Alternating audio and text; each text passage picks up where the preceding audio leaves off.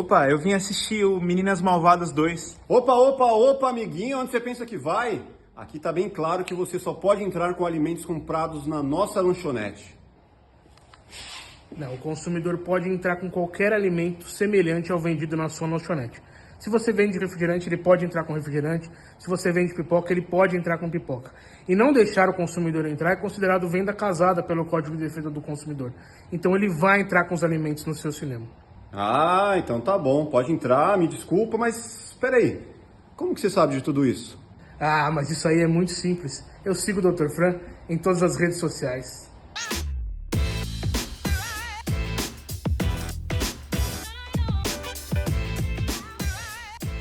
Fala galera, tudo bem com vocês? Meu nome é Carlos Maffi, estamos aqui para um novo episódio do Plugado Podcast, episódio 58. Hoje vamos falar sobre direito do consumidor, vamos falar sobre advogados, vamos falar com o ícone da internet. Fala aí, Rafael. Vamos falar aqui com um grande TikToker e produtor de conteúdo.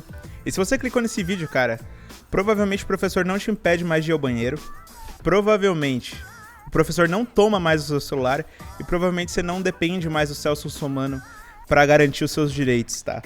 Mas antes de mais nada, é importante que você se inscreva aqui no canal, ative o sininho das notificações e deixa o like aqui para fortalecer o nosso projeto e comente aqui quem você quer ver no Plugado, fechou? É isso, eu tenho ele aqui que tem mais de 5 milhões de seguidores nas redes sociais, é especialista em direito do consumidor, em direito civil, Dr. Fran. Salve, Dr. Fran. Salve. Primeiro, muito obrigado pelo convite. É uma honra participar, né? Eu tenho como premissa ir a todos os lugares que me convidam, que me chamam, porque eu acho que a gente tem que desmistificar um pouco a figura do advogado na sociedade. Acho que o advogado precisa ser mais humanizado e é isso que eu tento fazer nas minhas redes sociais e nos programas que eu participo. Então, muito obrigado pelo convite. Tá fazendo com muito sucesso. É impressionante como eu vejo a molecada, as crianças, os adolescentes falar em Dr. Fran, falar nesse fenômeno que virou. Eu quero entender como começou esse lance de estar no TikTok. Pô, é bem comum, né? Pensar num advogado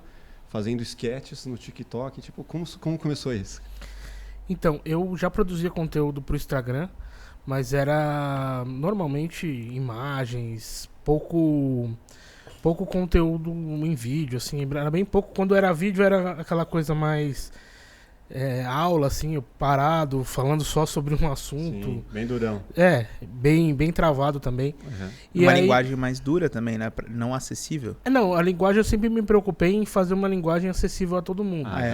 Mas o entretenimento dentro do vídeo não existia. Era um vídeo simplesmente falando sobre um assunto e ponto. Aí eu comecei no Instagram e não via outras redes sociais para fazer conteúdo. Já tinha uma boa quantidade de seguidores dentro do Instagram. Assim, já estava beirando os 20 mil seguidores lá. E aí algumas pessoas, alguns colegas advogados que já produziam conteúdo, em especial Vitor Marinho, o nome dele. E aí ele, você devia fazer vídeo pro TikTok também.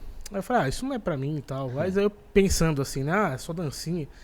Mas aí eu fui dar uma olhada no TikTok, né? Porque, óbvio, queria entender um pouco. E vi que tinha um outro tipo de conteúdo, não era só dança. É claro que a dança faz parte do entretenimento, mas tinha um outro conteúdo que era mais voltado pra educação mesmo. Aí eu falei, eu vou começar a produzir. Aí eu comecei a produzir uns vídeos, eu não gostava muito do resultado, porque eu era meio travado e tal. Aí eu vi um tipo de um modelo de vídeo que uma advogada americana fazia. Comecei a acompanhar o conteúdo dela e comecei a falar, eu vou adaptar isso ao nosso direito e vou trazer esse mesmo estilo de conteúdo, que são umas sketches que eu mesmo faço todos os personagens, num cenário usando fundo verde, né? E aí eu falei, vou começar a fazer isso. Aí eu comecei bem rústico, assim, não tinha fundo verde, fazia com os aplicativos mesmo, o próprio TikTok e tal, e não ficava com uma qualidade legal, mas já tinha um bom resultado. Aí comecei a crescer dentro do TikTok. Aí eu comecei a profissionalizar o vídeo. Comprei os equipamentos para deixar melhor o vídeo. Porque, assim, eu tenho cuidado com o conteúdo do ponto de vista estético. Aí eu comecei a melhorar, e aí se tornou o que eu faço hoje, né? Mas basicamente o que me levou à internet foi... sempre trabalhei Sempre trabalhei no mercado corporativo, nunca trabalhei em escritório, nunca fui advogado de pessoa física, eu sempre trabalhei para o mundo jurídico corporativo. Pode ver. Em grandes empresas e tal, e aí chegou a pandemia, acabou que eu saí da empresa que eu trabalhava, e aí eu vi no Instagram, tava ouvindo uns podcasts, algumas pessoas explicando como elas faziam conteúdo jurídico dentro do Instagram, e aí eu comecei no Instagram, depois comecei no TikTok, como eu expliquei antes, e depois o YouTube também foi uma sequência do conteúdo que eu produzia. Mas você teve uma preocupação de pensar assim, cara, beleza, vou fazer conteúdo pro TikTok, no que eu vou converter isso? Eu vou converter em seguidores para minha base ali de mailing, de seguidores no geral, ou eu quero novos clientes? Qual que era a sua pretensão ali estar nessas redes sociais? Então, quando eu comecei, a intenção era ficar conhecido, né, pelo menos em algumas pessoas, e quando essas pessoas tivessem uma demanda jurídica, elas lembrassem de mim para me contratar. Como advogado, eu não posso fazer propaganda. Não posso falar me contrate, não posso fazer um anúncio, não posso fazer nada disso. Mas o conteúdo exemplificativo, mostrando direitos, explicando para a sociedade, isso eu posso fazer. Advogado não pode fazer esse tipo de propaganda? Não pode fazer nenhum tipo de propaganda. É o código de ética da OAB? É o código de ética da OAB que proíbe, inclusive é uma lei, né? Caramba. Então a gente não pode fazer nenhum tipo de propaganda. Você não vai ver nenhum advogado falando, nenhum advogado que segue, né? Falando que me contrate, ou tipo então, me liga. Bad. Não, Mas por tipo que o Better isso é Call errado? Saul não existe no Brasil. Não existe, caraca. Mas por que eles veem que isso é errado ou seria uma prática ruim? Então, foi no início da redemocratização que pensaram o seguinte: se o advogado fizer propaganda, o advogado que tem mais dinheiro sempre vai conseguir mais clientes. E o advogado que está começando não vai ter oportunidade. De uma maneira utópica, isso faz total sentido. Sim. Mas no mercado competitivo como ele é hoje, já não sei se faz tanto sentido. Não faz. Mas está aí, né? A gente tem que seguir. Então a gente tem que jogar com as armas que são colocadas pra gente. Até porque quem tem mais dinheiro, de qualquer forma, ele vai ter um time de vendas, vai ter outras formas de conseguir do mesmo jeito. Contatos, né? Porque... cara, vai fazer lobby, vai... E aí é isso, a gente não pode fazer propaganda, então essa é uma maneira. Você exemplifica seus direitos.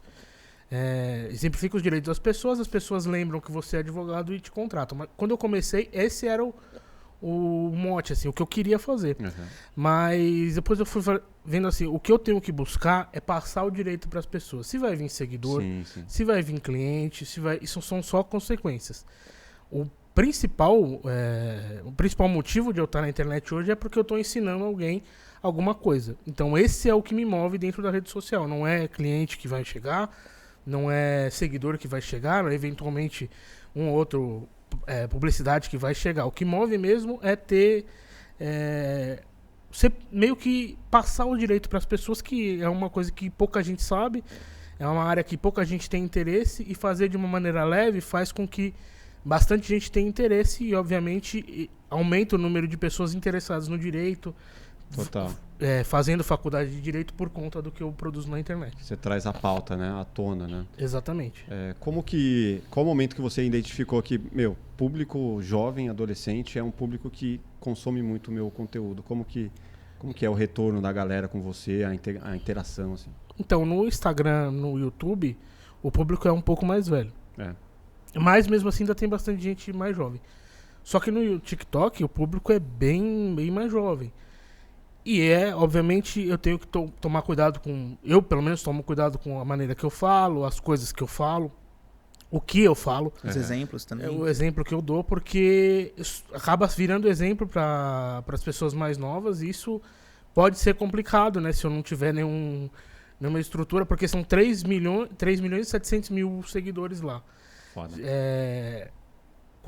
Se a gente for ver, 40% é até 24 anos. Então, de 3 milhões e 700, até 40% do meu público é até 24 anos. Então, é gente bem jovem, que está se formando ainda do ponto de vista profissional, se formando no ponto de vista de ética, esse tipo de coisa, de valores dentro de si mesmo. É uma responsabilidade que você tem. É uma responsabilidade que eu entendo que tenho e que eu faço de tudo para não estragar, né, de maneira assim a reputação que eu criei. Mas, cara, antes disso, quem que era o Francisco, assim, antes de tudo isso, antes até da advocacia, assim? Fala um pouco pra gente do seu começo, assim, como que foi a sua infância? Você falou que é da Zona Leste aqui de São Paulo, né? Eu moro no Tatuapé, que é a Zona Leste de São Paulo. Cara, eu não tive problema nenhum, assim, do ponto de vista de vida, assim. Eu sempre tive as coisas... Não tive tudo o que eu queria, mas as coisas, assim, básicas, as coisas até mais que as básicas, poder fazer inglês, poder estudar, essas coisas eu sempre pude. Então, eu tenho só que agradecer, né? As coisas que eu acabei tendo, né? Não tive problema, não posso reclamar de nada desse tipo de... A boa base familiar. Da infância, não posso... sempre tive pai, mãe presente, avós, tios. Essas pessoas sempre foram presentes na minha vida, não tive nenhum... Como a maioria dos brasileiros tem problema durante a infância, problemas do ponto de vista familiar, problemas do ponto de vista financeiro, eu, graças a Deus e graças à minha família, nunca tive esse problema, esse tipo de problema. É claro que eu entendo a sociedade como ela é, sei que muita gente teve problema, mas eu não sofri nenhum tipo de problema. Eu tive uma infância tranquila, tive amigos, pude brincar, pude ter a infância que deveria todos terem, né? Sim. E é basicamente isso.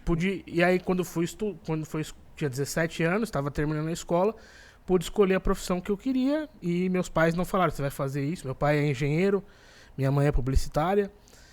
Eles não me forçaram a nada, eu pude escolher tudo o que eu quis, pude escolher o que eu queria fazer de faculdade, os meus irmãos a mesma coisa. Mas então, a influência foi por onde? De onde você tirou? Não, Puta, quero ser advogado. Na minha família não tem advogado. Uhum. Mas quando eu era mais jovem, a minha ideia era ser engenheiro. Porque eu gostava de engenharia, principalmente de engenharia elétrica, mecatrônica. E aí todos achavam, inclusive eu, que eu seria engenheiro.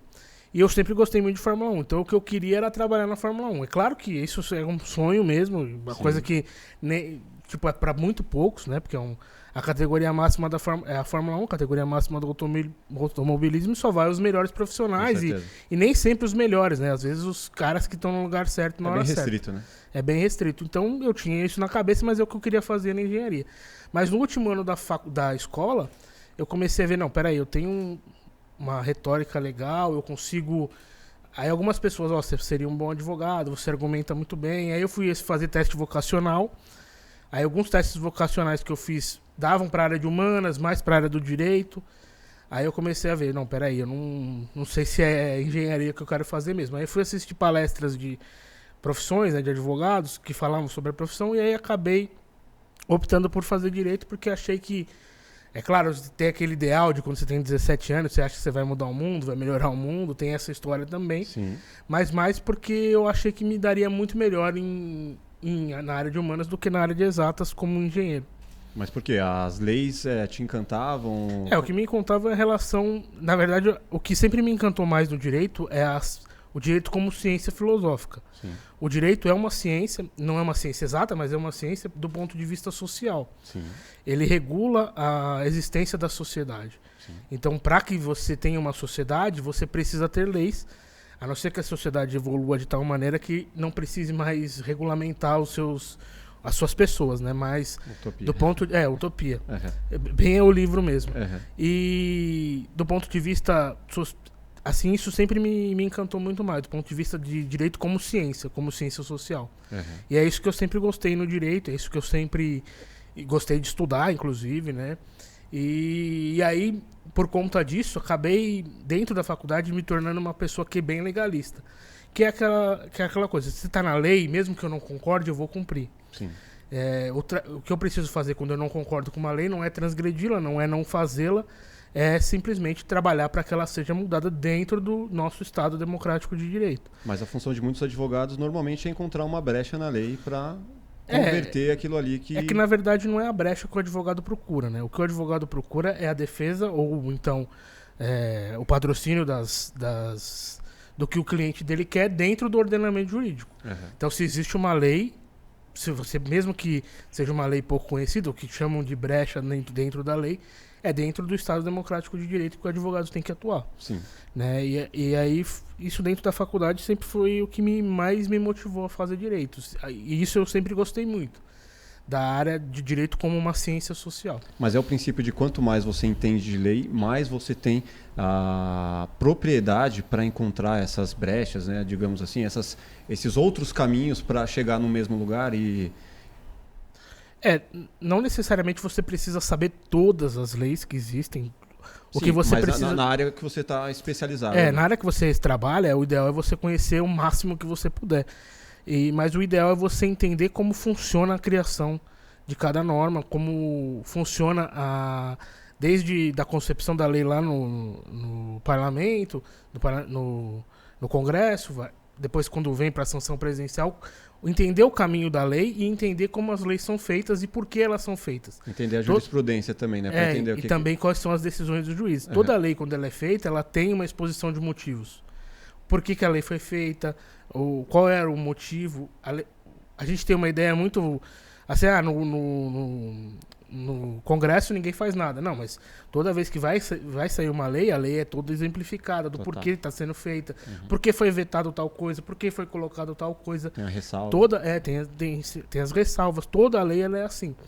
Então, o advogado ele tem que entender esse ordenamento jurídico inteiro, toda a legislação, onde está encaixado tal coisa, preferencialmente na área que ele atua, ele entender muito mais, mas não necessariamente o advogado precisa decorar todas as leis, por exemplo. Total. E por que a lei do consumidor, o direito do consumidor, te encantou, assim? O que te levou aí para esse caminho? Então, eu sempre trabalhei nessa área. Quando eu comecei a estagiar, estava no 3º ano da faculdade, eu entrei numa empresa que prestava serviço para banco e para empresa de consórcio.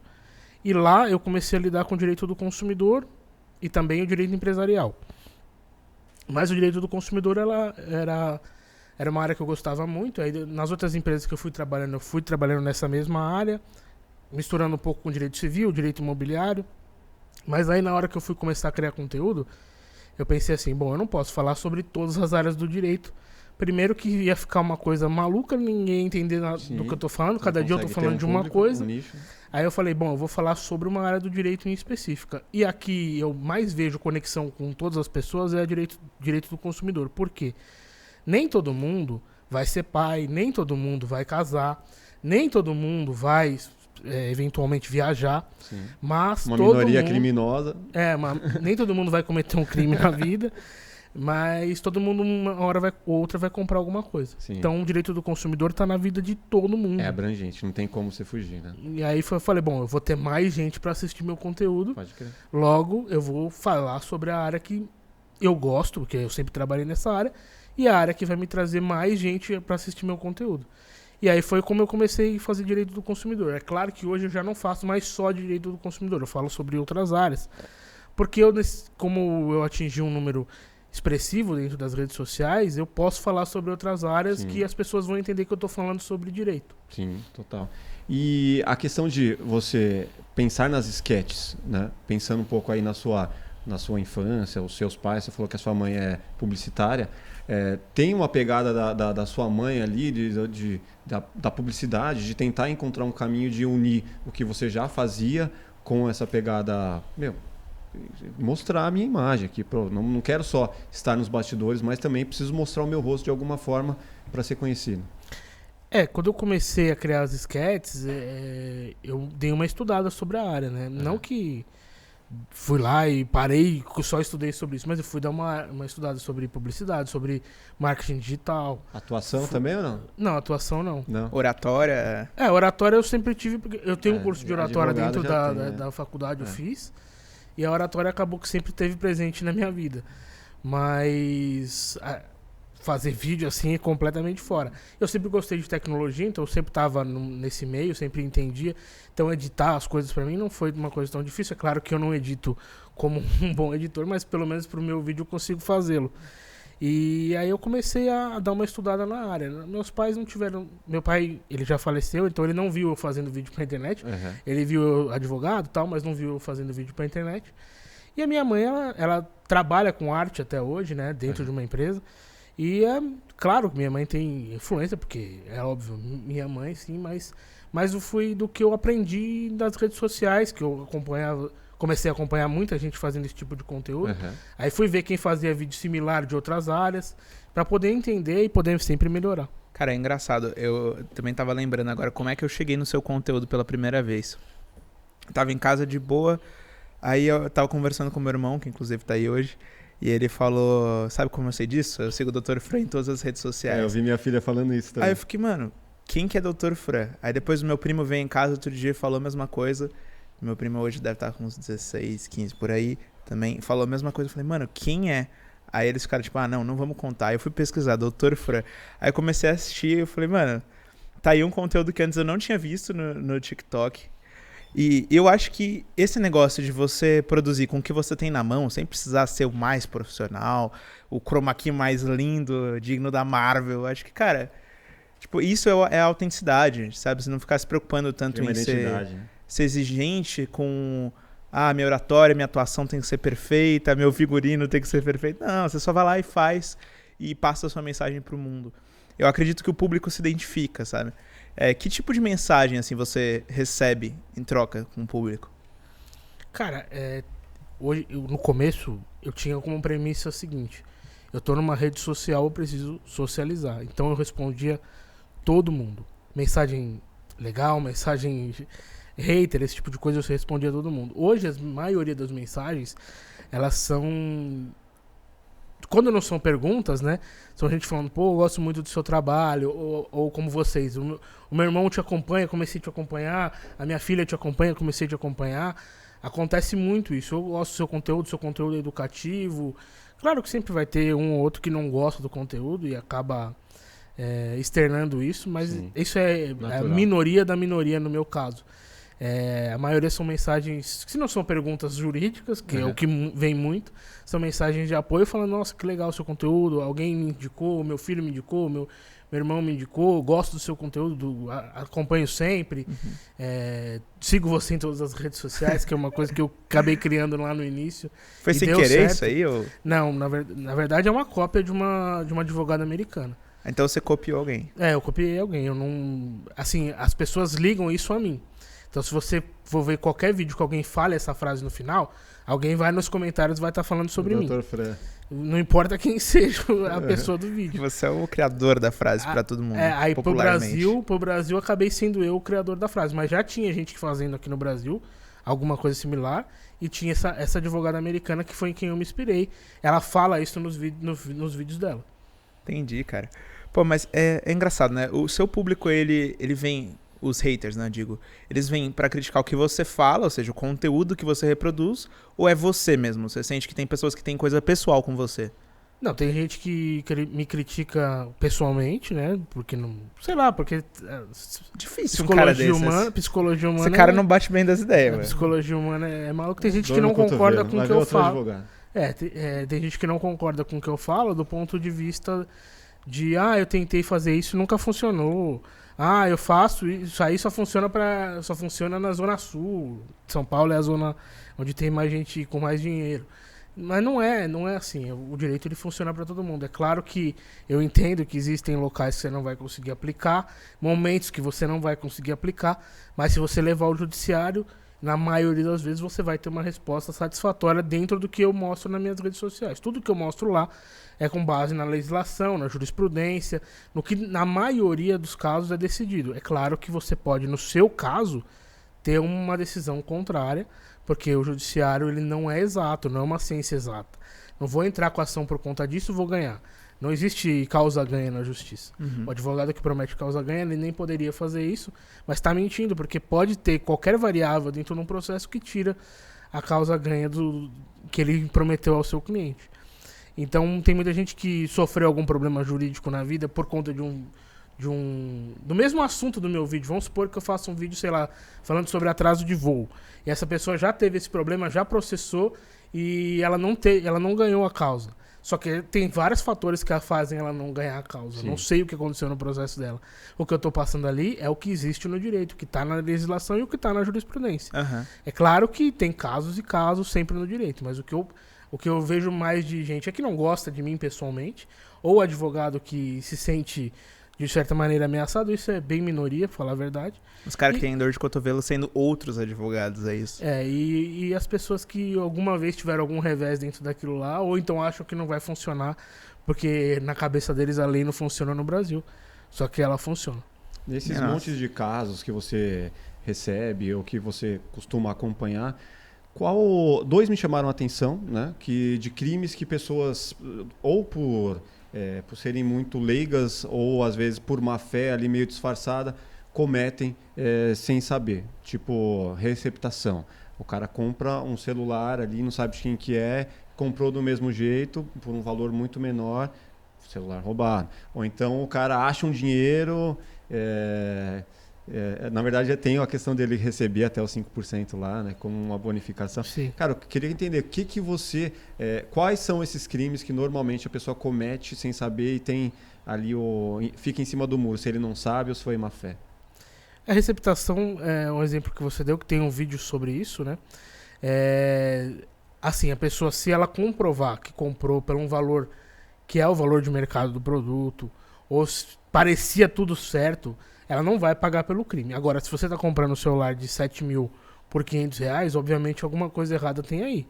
Né? Ou tá quebrado, né? E você foi trouxa, comprou quebrado. Ou então ele é fruto de alguma coisa ilegal. Sim. Então, depende de como você faz a ação. Né? Depende de como você agiu ali. Se você comprou achando que era realmente um produto de origem lícita, tranquilo, você não vai pagar por esse crime. Agora, se você compra um negócio, mesmo que você não pergunte, isso aqui é roubado, você sabe que de alguma maneira está errado. Então é questão de prova isso. Mas vai ter uma avaliação de, esse cara tem um nível de conhecimento. Sim, a justiça sempre vai avaliar um monte de circunstâncias. Exato, como vai avaliar o achômetro? Tipo, o que eu achei na hora de comprar? Não, ela não vai avaliar o que você achou, mas ela vai avaliar, por exemplo, assim, você pagou quanto? Paguei R$500. Então, tá alguma coisa errada. Você comprou onde? Eu comprei na Feira do Rolo. Já tem mais alguma coisa errada. Você, sei lá, tinha nota fiscal o produto? Não tinha nota fiscal. Mais uma coisa errada. Então você vai somando um monte de fatores, um monte de provas para poder falar, realmente você tem culpa, mesmo que você não tenha, você acaba sendo condenado, ou então você não tem culpa. Vamos falar de outro crime, então. O cara recebeu uma nota falsa e, mano, ele passou a nota falsa. Foi pagar em um lugar e o cara falou, quer me passar a nota falsa aqui? Que negócio é esse? Se a falsificação for grosseira, a pessoa está cometendo o crime e vai ser punida. Mesmo o cara é meu tiozão, cego. Mesmo, a lei é para todo mundo. A lei não vai fazer essa diferença e ela nem poderia fazer. Então a lei vale para, desde quem não conhece a lei, um estrangeiro que pisou no Brasil hoje, que tem uma lei diferente no país dele, a lei vale para ele e a lei vale para mim que sou advogado e conheço as leis. A lei vale para todo mundo. Que é complicado também, né? O cara que acabou de chegar no país não conhece muito bem a moeda e tal. É claro que tem algumas atenuantes e tal, mas basicamente a lei vale para todo mundo. Então, eu recebi uma nota, ela tem uma falsificação grosseira, eu vou tentar passar, porque eu não vou ficar com esse prejuízo para mim. É óbvio que você tá sabendo que a nota é falsa. Agora é uma falsificação profissional. Utilizaram papel moeda, fizeram uma falsificação perfeita. Você repassou a nota. Tem os atenuantes aí, né? Tem questões que dá pra falar, olha, eu não sabia que isso aqui era falso. Sim. Falsificação grosseira é a mais próxima da realidade, isso que você quer dizer. Não, pegar esse papel aí, fazer uma cópia e entregar. Uma folha sulfite normal. Sem ser um papel moeda, sem ter a marca d'água. Agora tem falsificações melhores que usam papel moeda. Eu nunca ouvi essa expressão, falsificação grosseira, só pra entender melhor. Grosseira é porque foi mal feita, entendeu? Tá, entendi. Uma coisa que você olha e vê, não, isso é falso. Tipo essas que você compra na 25, assim, nota falsa. Aquelas notinhas pequenininhas. De festa junina, não tá ligado? Isso. Pô. Que mais tem assim, de crimes que as pessoas cometem? Sem saber, né? Tem bastante coisa, assim. Pix, né? Você recebe um Pix de alguém que você não tava esperando e essa pessoa mandou errado. E fica quietinho. Você ficar quietinho e ficar com o dinheiro pra você é crime. Né, você tem que entrar em contato, tentar entrar em contato com o seu banco. Olha, recebi um Pix que não estava esperando, o dinheiro não é meu, quero devolver. Tem que devolver. E a pessoa pode tanto penalmente ser processada quanto civilmente para poder devolver esse dinheiro. Mas pode alegar que eu não vi? Cara, entrou na minha conta, eu nem vi, misturou com tudo lá. Se for um valor pequeno, você consegue falar isso. Mas agora a Globo fez um Pix errado de R$318 mil na conta de uma pessoa. Essa pessoa foi e comprou uma casa. Quanto tempo depois? Não, na mesma semana. Ela foi e comprou uma casa. Isso, eu posso falar desse caso porque ele é um caso público e quando um caso é público, o advogado pode falar dele. Sim. E aí a Globo foi lá e entrou com a ação para tentar reaver o dinheiro. E também tem o crime do artigo 169 do Código Penal. Então, a pessoa tá cometendo um crime mesmo sem saber que tá cometendo um crime. Não, mas aí totalmente foi uma fé, né? O cara recebeu... Já falou, mano, vou torrar esse dinheiro aqui que... O erro foi deles, né? Antes que a ideia apareça. O erro não foi meu, recebi o dinheiro, achado, né, roubado, esse tipo de coisa. Pode crer. que tá no imaginário popular. Beleza, aí depois esse cara chega e quer te contratar pra falar assim, mano, fiz uma merda e agora eu quero tentar encontrar uma forma de não ser preso, de qualquer coisa. O que acontece é assim, primeiro que eu não trabalho na área criminal, né, nunca atuei, mas assim, o advogado ele vai defender os direitos do seu cliente, ele tem direito a ser julgado dentro dos parâmetros e dentro da lei. Sim. Então o advogado não vai trabalhar para achar uma brecha na lei e falar que aquilo não é crime porque é. Não tem e está o que fazer. comprovado. O que ele vai fazer é trabalhar para mostrar as atenuantes, mostrar que ou ele não sabia, ou para tentar diminuir a pena. Esse é o trabalho básico assim, do advogado criminal quando a pessoa tem realmente culpa, né? Sim. Ela fala, não, eu realmente fiz isso. Aí ele vai trabalhar para dentro do direito, dentro da legislação, a pessoa ter a menor pena possível, ou então ter uma pena condizente com o crime que ela cometeu, nem a mais e nem a menos. Você acha que muitas vezes a profissão de advogado, ela é meio imoral, assim? Você pegar exemplos como a doutora Deolane, que assumidamente um podcast falou, cara, eu gosto de defender, eu gosto de pegar os bandidos mesmo. Como que ela falou? Eu gosto de advogar pra bandido. Eu gosto de advogar pra bandido, aquele que, chega já sem... Não é imoral. E o que a doutora Deolane faz e outros advogados criminalistas fazem é defender a pessoa dentro do Estado Democrático de Direito. Uhum. Se não existir um advogado defendendo essa pessoa, ela nem julgada ela pode ser. Sim. Ela vai ficar sem julgamento. Ela não vai poder ser julgada e muitas vezes fica solta porque não tem o julgamento. Então o que a doutora Deolane faz e outros advogados criminalistas fazem é defender a pessoa dentro do Estado Democrático de Direito. O ramo criminal é uma área, eu não atuo porque nunca gostei da área, Sim. mas respeito todos os advogados que fazem isso e todos eles, na maioria dos casos, agem dentro do Estado de Direito. Então estão fazendo a defesa do seu cliente dentro da lei.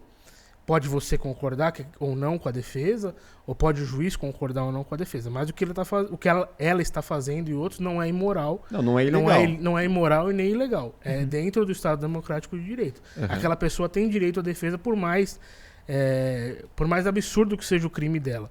É claro que eu, como advogado, nunca quis essa área. Então eu não posso falar, eu pegaria tal caso ou não pegaria, porque nunca vai acontecer comigo. Nunca é uma palavra forte, mas provavelmente nunca vai acontecer comigo. Eu nunca vou ter que pegar um advogado para fazer uma defesa. Minhas defesas basicamente sempre foram para as empresas. Foram defendendo os interesses de empresas e hoje defendendo os interesses de consumidores e outras pessoas nesse sentido. Então, para mim, é um pouco mais confortável falar porque eu estou completamente fora dessa área. Mas não é ilegal e nem imoral o que eles fazem. Mas deve ser pesado, né? Você trabalhar só com a bandidagem pesada, com crimes e... deve ser uma energia bem, bem foda de lidar. Fora que você gera inimigo, né? Se você defende um lado, você gera inimigo. Essa questão eu não posso te responder com o que acontece, assim, mas que a energia, né, em si, dentro de uma ação criminal é pesada, porque é um mundo que normalmente você está lidando com pessoas que estão à margem da sociedade, né? Que cometeram algum crime. Sim. Ou então que estão sendo acusadas de algum crime, mesmo que não tenham cometido, e é uma energia um pouco mais pesada. Eu nunca quis participar disso. Defender um serial killer, por exemplo. Defender um serial killer, mas se ele não tiver uma defesa, ele nem condenado poderia ser, por exemplo. Uhum. Então, lá, quem é um pouco mais antigo, tá ouvindo o podcast, vai lembrar do Maníaco do Parque aqui de São Paulo, né? Ele teve que ter a defesa dele. Qual que é a história desse? Eu não conheço, viu? Ele era um serial killer que assassinava mulheres dentro de um parque aqui em São Paulo. Você sabe o nome do parque? Eu não lembro o nome do parque agora. Em qual Porque região? Por enquanto eu estava começando a faculdade isso. É mais de um parque, acho que ele ia em vários ficou bem parques, famosa é isso? essa ele tinha um padrão de... Porque todo serial killer ele tem um padrão. Então ele vai matar aquele mesmo tipo de padrão de gente. Então, se não me engano, o padrão dele era mulher de até 1,70, morena. Esse era o padrão que ele tinha na época. Até deve ser hoje também, né? Mas ele teve defesa, ele tá preso até hoje, né? Mas, assim, todo mundo tem direito à defesa. Até quem cometeu um crime absurdo quanto o dele, quanto quem não cometeu um crime está sendo acusado injustamente. Uhum. No caso da doutora Deolane lá, cara, eu sinceramente, assim, eu sei que tá dentro do que é moral ali, né? Da profissão dela e tudo, mas mesmo assim eu acho que soa muito mal ela falar da maneira que ela falou, tipo... Eu não sei se tem um código de ética que deva falar assim, mano, fala assim e tal. Cara, porque, tipo, parece que ela tá defendendo, ela tá jogando contra a sociedade, os cidadãos que são do bem estão procurando viver a vida de forma legal, assim, tipo, sei lá, é a sensação que eu tenho, assim, que ela tá jogando mais pros criminosos do que pra sociedade. Em troca de, tipo, de grana, né? De altos valores pra defender essa galera, né? Eu não posso falar porque eu não assisti esse... Nem quero te comprometer, mas pega bem mal, assim. Pra quem vê, assim, fala, puta, que foda. Ainda depois ela vai lá e gravou uns stories lá com o Lula e tal, e ela já tem um apoio declarado e tudo mais. Aí então a galera... uma coisa a outra. Exato, a galera pegou, fez o corte, né? Eu gosto de advogar pra bandido, eu gosto de pegar esses caras, né? Enfim. E aí ela depois fez o vídeo com o Lula e a galera já pegou o corte aqui, assimilou e, tipo, pô, faz sentido você tá andando com esse cara, né? Já viralizaram, é foda. Esse é o problema de você se tornar uma figura pública, né? Tudo que você fala e quem você apoia sempre vai ser usado contra si, né? Uhum. Então, eu tomo muito cuidado quanto a isso, até porque a maioria não, mas grande parte dos meus seguidores estão num processo de entender a cidadania, de saber em quem vai votar, então eu tomo muito cuidado desse ponto de vista e não omitir esse tipo de opinião.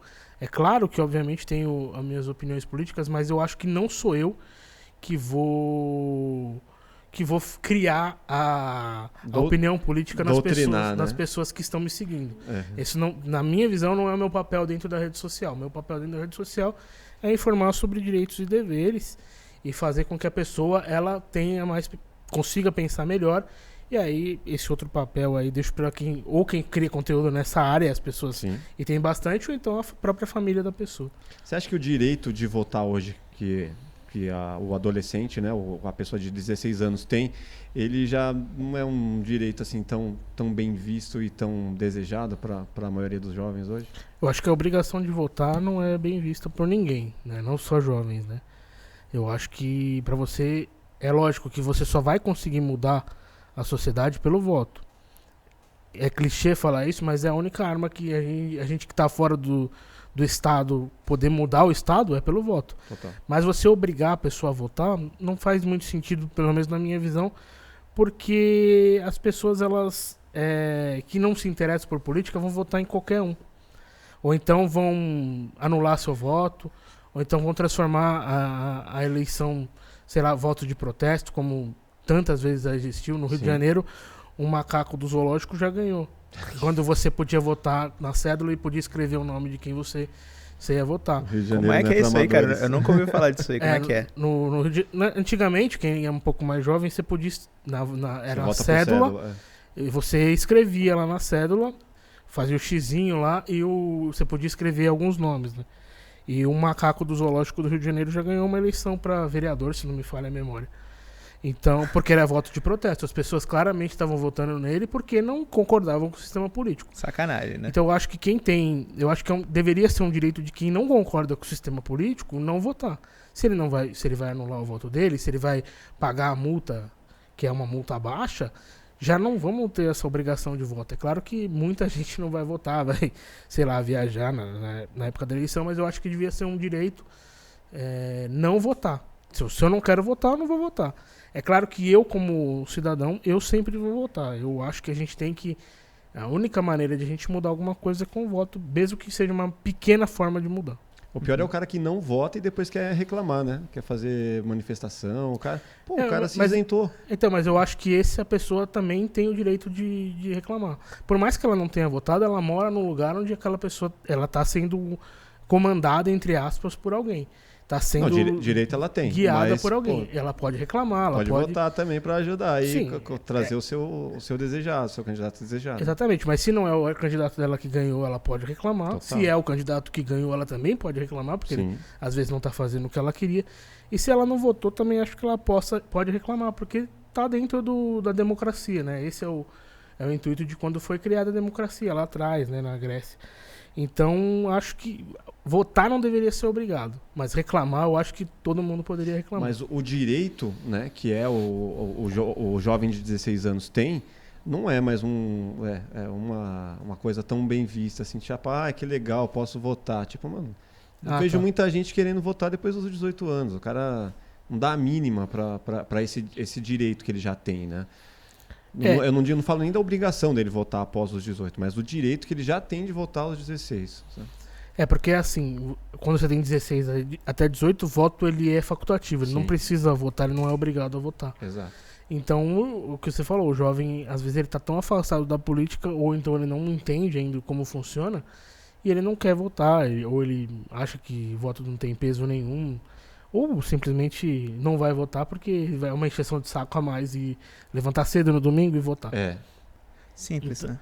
Então, o que a gente precisa fazer pro jovem entender é que só votando que ele vai conseguir mudar alguma coisa. Infelizmente, a gente não tem outras armas aqui. Plebiscito, que eu me lembro, existiu uma vez só. Pelo menos, não, eu lembro de 2, né? Quando as armas? Da monarquia e das armas. Uhum. Então, a gente pouco vota para plebiscito para definir se alguma coisa vai ou não vai poder. Então, a única maneira é a gente escolher os representantes que mais parecem com a gente para criar as leis, para fazer a organização do Estado, né? E também para eventualmente participarem do judiciário, porque a gente indiretamente escolhe os membros da Suprema Corte, porque a gente escolhe o presidente e o presidente escolhe os membros da Suprema Corte. E é engraçado a galera pensar que só o presidente que vai mudar alguma coisa, né? A galera fica brigando, o meu candidato X, meu candidato Y, mas esquece ali dos deputados, dos senadores e tudo mais, e ninguém vai comandar um país sozinho, né? Então... os senadores e os deputados, eles têm grande poder. Eles criam uma legislação, inclusive...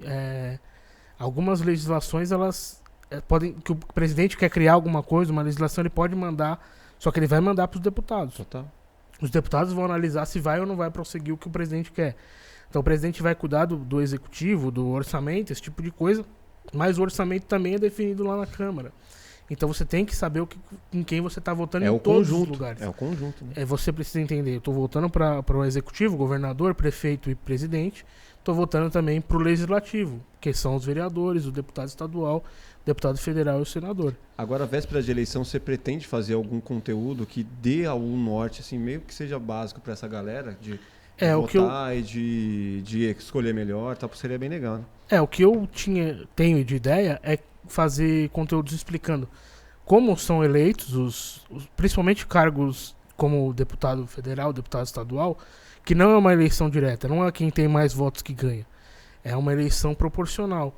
Então eu queria explicar isso para as pessoas, para elas entenderem como vão eleger, e queria explicar em vídeo, né, dessa maneira como que eu mesmo faço os vídeos, explicar como funciona o que cada representante faz. O que faz o deputado, o que faz o presidente, o que faz o governador, para que as pessoas possam, não quero influenciar o voto de ninguém, só querem mostrar na legislação que cada um tem de responsabilidade. Como funcionaria a engrenagem todo o mecanismo. Exatamente. Isso é muito importante, cara, porque é uma coisa que eu sinto como alguém que não saiu há tanto tempo assim da escola, né, do ensino médio.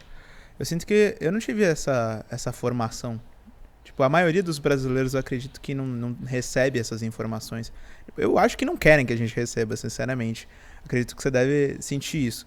E no caso do jovem de 16 anos, voltando um pouquinho nesse ponto, uma coisa que eu sinto que acontece muito, eu fico imaginando eu na sala de aula de novo, provavelmente quando eu tinha essa idade, o que eu imagino que aconteça hoje haja uma pressão, né, por parte de outros alunos mais ativistas ali, que se engajam nesses temas e tudo mais, para que o cara que não se interessa por política tire o título de eleitor e vote em quem a inércia mandar. Em quem a maioria considera jovem ali, tipo, um cara que pra eles é legal. Descolado.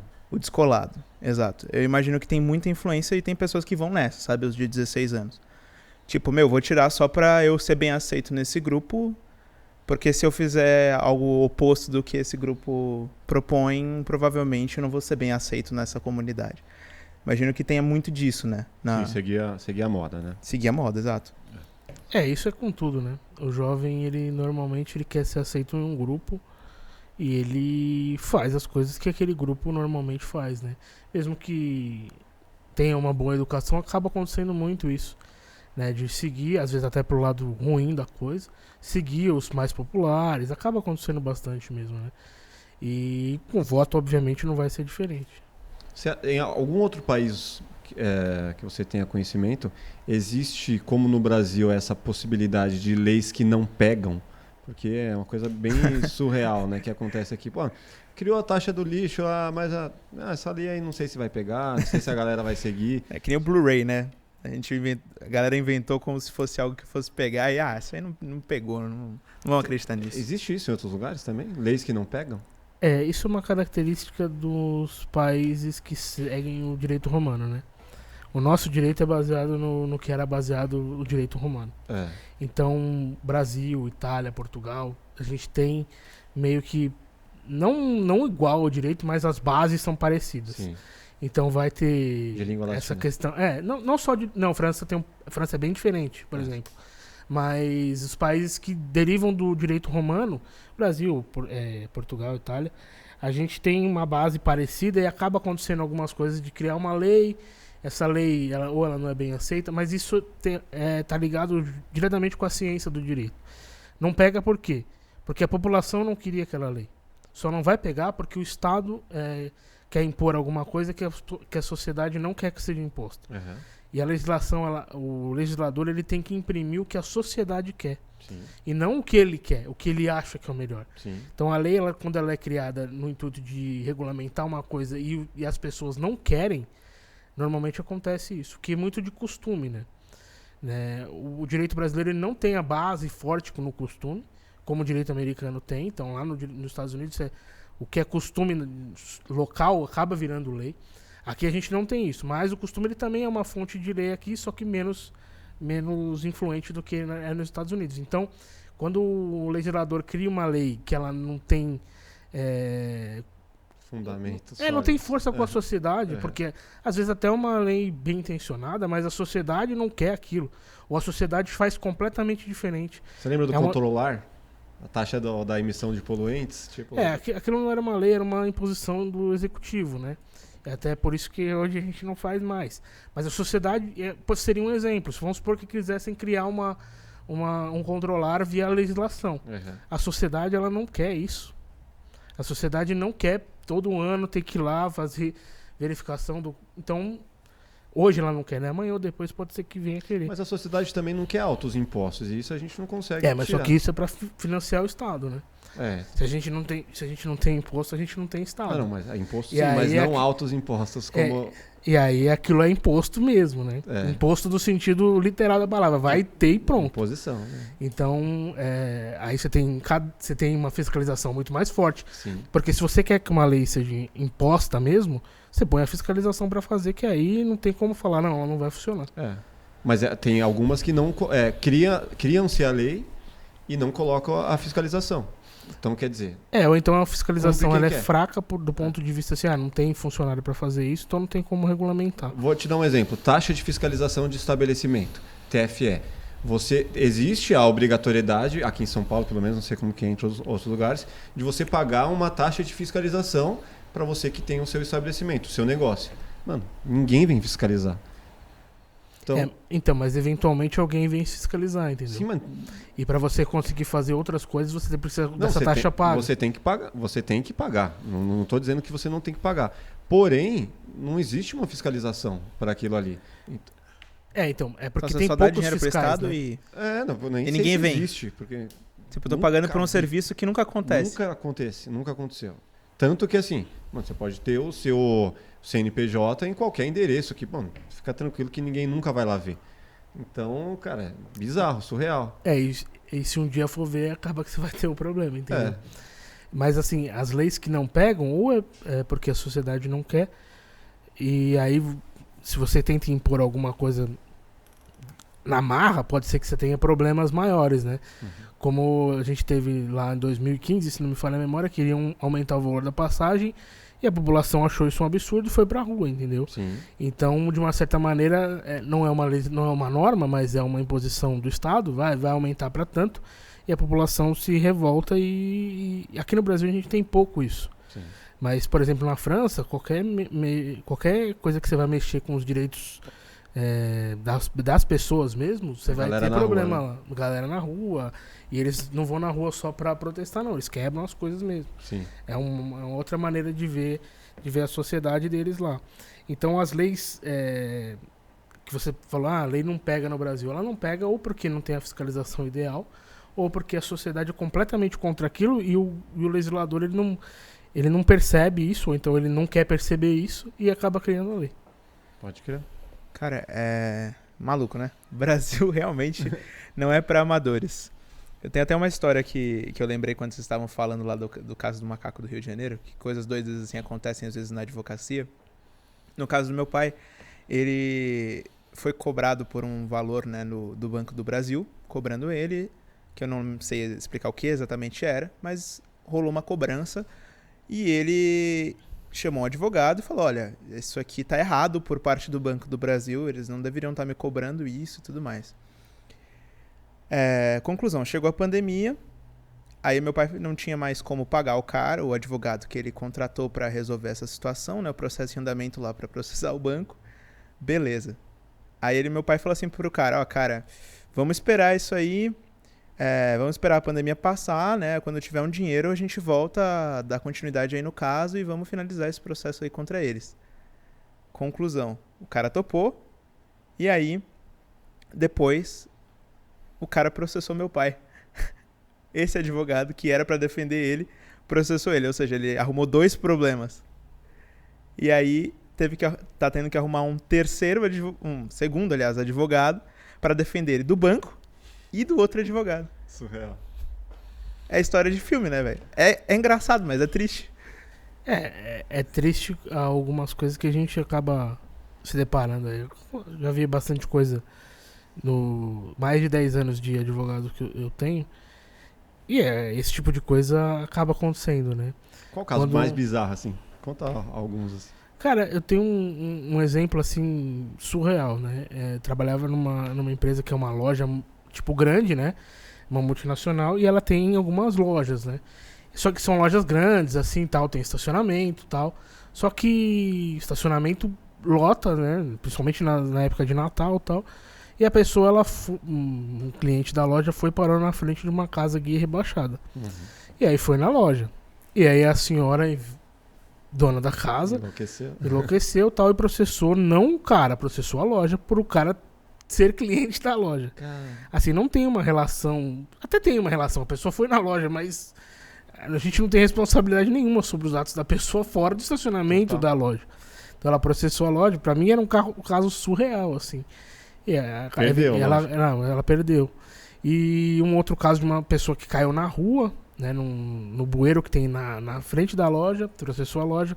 É claro que a loja tem responsabilidade pela calçada, né? Todo mundo tem responsabilidade pela sua calçada, mas a manutenção dos bueiros é da empresa de saneamento. Então também acabou que a gente ganhou essa ação, a gente não perdeu essa ação. Mas assim, casos surreais, as pessoas acham que tem algum direito, mas na verdade não tem. Nos Estados Unidos tem muito disso, né? É que nos Estados Unidos as indenizações lá são milionárias. Aqui a gente não tem indenização milionária, a não ser em casos específicos. Uhum. Mas assim, na maioria dos casos, na imensa maioria dos casos, as indenizações são proporcionais ali a... Não paga nem os custos do advogado. Não, até paga, assim, vale a pena entrar com algum tipo de ação, assim, mas fica muito na margem do juiz poder determinar os valores, entendeu? Uhum.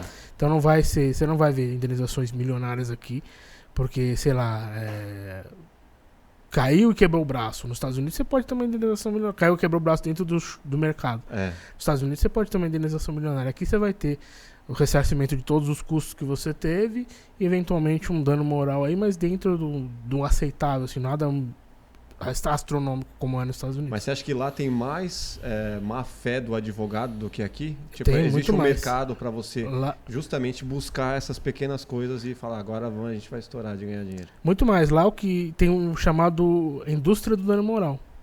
É um comércio mesmo. Eu não sei pra quem já assistiu Better Call Saul, é o estereótipo daquele tipo de advogado. De fazer as coisas pra sempre ganhar, entendeu? Lá tem muito isso. Lá tem propaganda, advogado faz outdoor, advogado põe propaganda na televisão. Aqui isso é impossível. Mas nos Estados Unidos tem muito disso. E nos Estados Unidos, por as indenizações serem milionárias, o advogado ganha 2, 3 e acabou. Não precisa nem mais trabalhar na vida dele. Você gostaria que pudesse anunciar aqui, advogado? Eu acho que não da maneira que é nos Estados Unidos. Sim. Mas eu acho que devia ter uma regulamentação um pouco mais um pouco mais branda, assim, para o advogado conseguir competir no mercado, sim, que não é fácil. Aparecer um pouco mais. Né? Até mesmo o advogado mais novo, né? Mesmo que ele, em tese, para ele essa regra seja melhor, não é tão melhor assim, porque mesmo ele não vai ter arma para poder ir frente às pessoas. Então, por exemplo, eu tenho 5 milhões de seguidores nas redes sociais.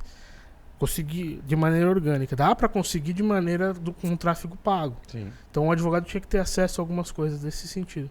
Você tem medo, algum receio de um meme, né? De você virar de o meme ser mais forte do que o profissional? Não. Francisco? Nenhum medo disso. Dr. Fran ser maior do que o Francisco, advogado?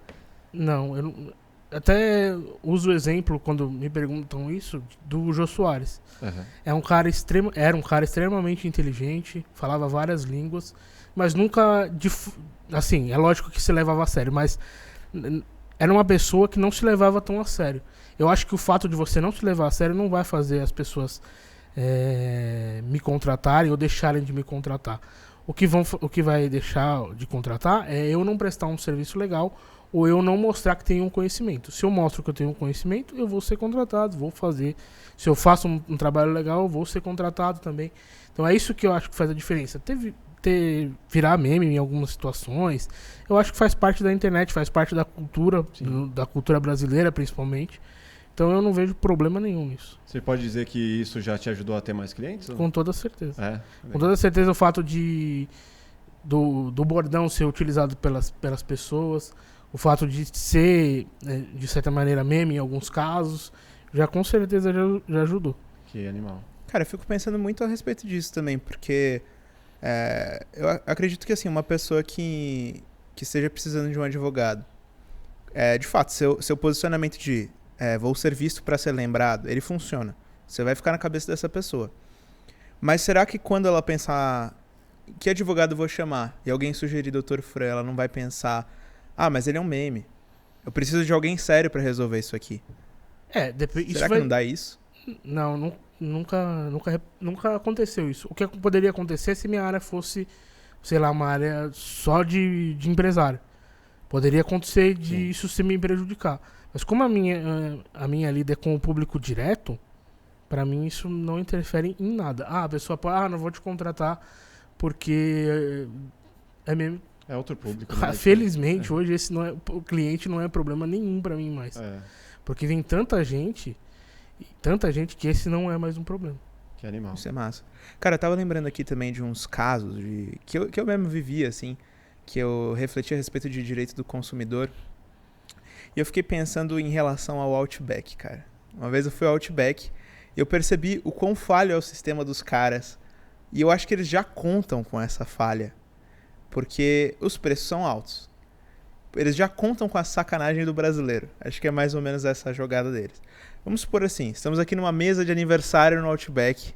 De repente chega o cara... vocês vão querer pedir alguma coisa, uma bebida? Me vê um chá gelado. Uma pessoa pede, a pessoa que tá do lado vai, o máfia que não pediu. Aí de repente o cara chega aqui, tá todo mundo conversando. Gente, de quem que é esse chá gelado aqui? Aí o máfia que não pediu fala assim, é meu. Aí o cara vem e deixa com ele. Depois eu viro pro garçom e falo, garçom, meu chá não veio.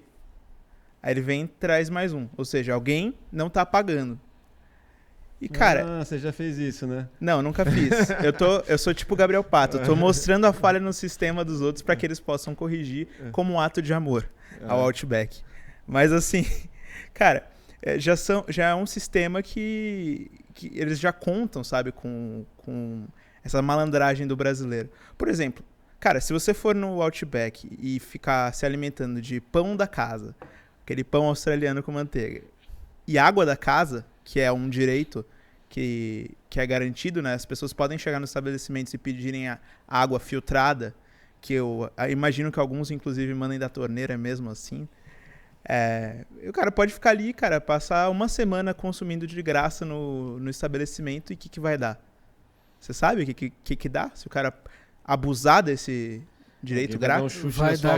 Vai dar que o Outback vai parar de fornecer o pão de graça para todo mundo.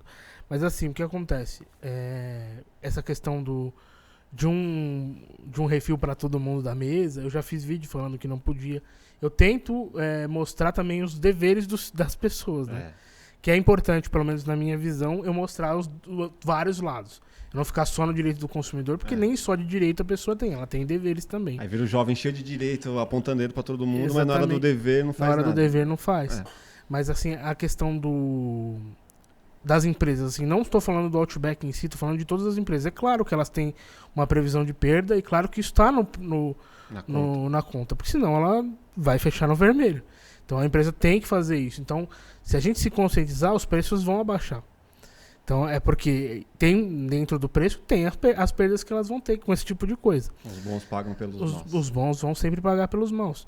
Então é um trabalho de conscientização. As pessoas precisam se conscientizar que elas fazendo errado, indo lá pedindo pão, comendo só pão e tomando só água, ela vai não só se beneficiando, ela vai estar prejudicando todo o sistema, porque eventualmente o Outback vai ver que isso dá prejuízo e vai parar de fornecer o pão de graça, aí vai ser cobrado. Tem vários fatores, a mesa vai estar lá ocupada, sem ninguém consumindo. Exatamente.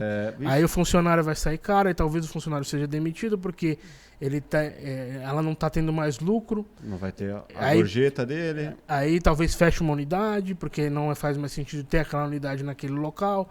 Faz um monte de uma reação em cadeia, um efeito borboleta mesmo, algumas ações que as pessoas tomam sem pensar. Aí o que acontece? A rede, ele identifica que aquela região ali não é boa para você ter um negócio lá, ele não vai para aquela região e, consequentemente, várias outras redes não vão para aquela região porque sabem que naquele local tem as pessoas que vão fazer isso e que não vai dar lucro. Prejudica uma cadeia até outros estabelecimentos, né? Restaurantes, franquias. Shoppings.